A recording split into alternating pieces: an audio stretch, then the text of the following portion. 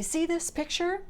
This is what you'll find if you go on the internet for the proper way to set up your workstation and to sit. They call it 90-90-90 sitting because your spine and your hip and your knees make 90-degree angles. But what if I told you this is the worst possible way to sit and you could get serious injuries from doing so?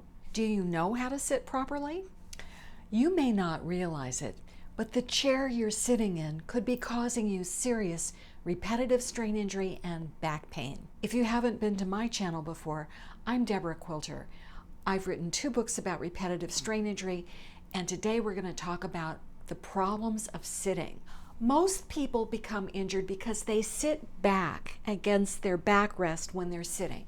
This causes forward head posture, and when that happens, you tighten up all the muscles along the front of your body, and that can press on nerves that emanate from your neck, go under your collarbone and down your arm. And unfortunately, when people have numbness and tingling in their fingertips, they can go to the doctor, and the doctor can recommend carpal tunnel release surgery. But this doesn't solve the problem in the wrist because the problem is emanating from the forward head posture of the neck. When you're sitting nice and tall and your head is right on top of your spine, it's virtually weightless even though it weighs about 10 to 12 pounds. But for every inch that your head goes forward, you can add 10 pounds of load on your neck muscles. So your neck muscles are hanging on for dear life, getting very tense because your head is straining forward to look at the screen, either that you're holding in your phone or your computer monitor. This can lead to catastrophic injuries of the upper extremity, and it also places a lot of strain on the bones of the spine, leading to a lot of back pain and neck pain. Sitting leads to fatigue. It weakens your core muscles. It tightens the hip flexors, which can lead to back pain, increased stress on your low back, and reduced flexibility. It can also weaken your gluteus muscles, which can lead to low back and hip pain. Muscles do what they're trained to do. So if you're sitting like a C curve with your head forward and your spine in a C shape, you're basically taking on the shape of these horrible chairs. This kind of posture can have devastating health consequences that are not easily undone with exercise or physical therapy. In addition to musculoskeletal injuries, one groundbreaking study found that people who sit for 8 hours a day with no physical activity had a risk of dying similar to those posed by obesity and smoking, because sitting causes as many deaths as those diseases do.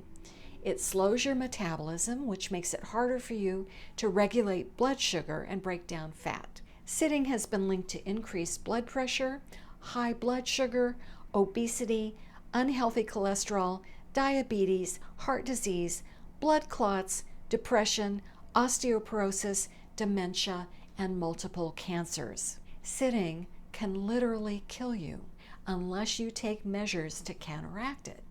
So what's the solution? Most people have to sit all day. They sit at their breakfast table when they're having their morning coffee. They sit on the commute to work. They sit all day at their desks at work. They sit for the evening commute, and then they sit at the dinner table for dinner. Sometimes they sit in front of the television or the computer in the evening. That's a lot of sitting. But making a few essential changes in the way you sit can help you mitigate a lot of these problems. We call this active sitting, and it could improve your core strength without doing a single crunch. So what do? Obviously, sitting as little as possible is a great plan. If you have to sit, get up every 30 minutes. I put my phone on the other side of the room so that if the phone rings, I have to get up to answer it. And then if you do sit, sit on the only good part of your chair, which is the first couple of inches. Sit on the very edge of your chair with your hips higher than your knees so that you maintain the curve of your low back, preventing a lot of back pain and strain. I know what you're thinking. You're going to say, Deborah, I can't sit that way. It's too exhausting. But you can sit that way if you practice. And if you sit a little bit every day in good posture, it actually strengthens your muscles. The reason it's not comfortable is because your muscles have become weak from sitting collapsed against the backrest. But if you sit in good posture, it will strengthen your muscles. This is because the muscles that are used for posture are different from the ones that you would use doing a crunch at the gym. If you do crunches at the gym, you're using what we call fast twitch muscle fibers. These are designed for rapid, powerful contractions, but they fatigue more easily than slow twitch muscle fibers. And those are the muscle fibers that stabilize you against gravity that you use when you're not using a backrest. They hold you erect. Sitting without a backrest automatically engages these slow twitch muscle fibers. So basically, you're strengthening your core just sitting there. And if you're fidgeting while you sit, you burn more calories and increase your metabolic rate. This is so much better than collapsing against a backrest. So you might be thinking, well, why don't I just sit on a big ball? But big balls are really soft and they're hard to control. You need a certain amount of stability if you're going to be sitting in front of a computer. Plus, they take up a whole lot of space. The other thing is, what if you fall?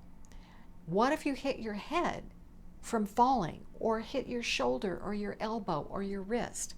That could be a broken bone. So most chairs, especially ergonomic chairs, are designed for what I call dead sitting. You're collapsed against a backrest, you're supported in every possible way, and you're not moving. So your metabolism is slowing down, your muscles are getting weaker, and all of this is really bad news for your body. But what if I told you there was a chair that actually encouraged you to move?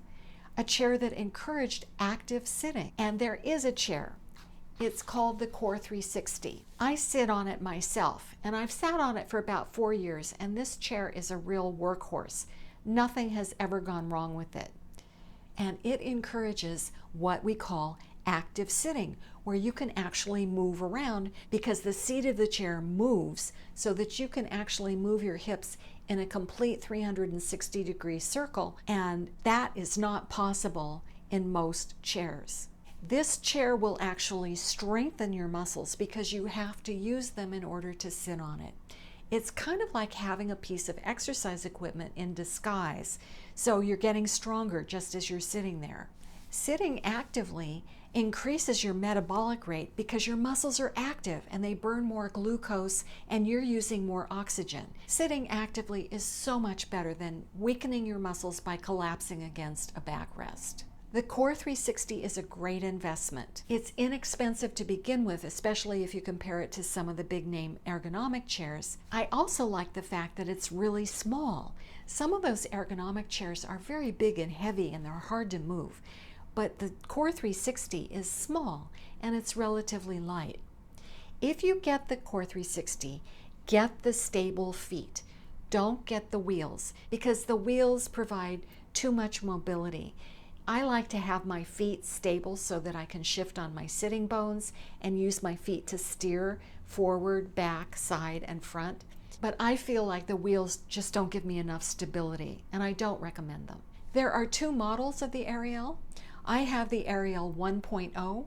That provides the absolute most mobility. You can make a total hip circle in that chair. It's very movable.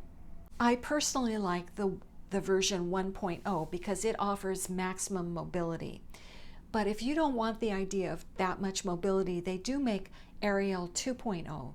It's wider, the seat is softer, and it's not as tippy.